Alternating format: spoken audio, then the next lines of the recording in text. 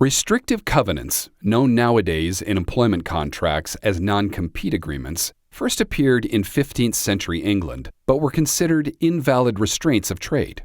Over time, that view gave way to the rule of reason approach that enforced covenants that were limited in scope, duration, and geography.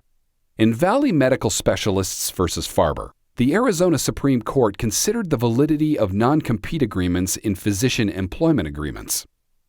In 1985, Valley Medical Specialists hired Steven Farber as a staff physician.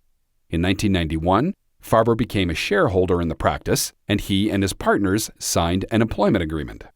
That agreement contained a covenant not to compete that prevented any physician who left the group from providing any form of medical care within a 5-mile radius for 3 years after departure.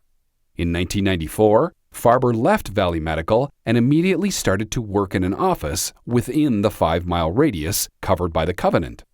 Valley Medical sued Farber and sought an injunction to enforce the covenant not to compete. The trial court denied the request, ruling that the covenant was overly broad and violated public policy. Valley Medical appealed, and the Arizona Court of Appeals, after using a severance clause to alter the agreement, reversed the trial court and found the modified agreement was reasonable. Farber appealed to the Arizona Supreme Court.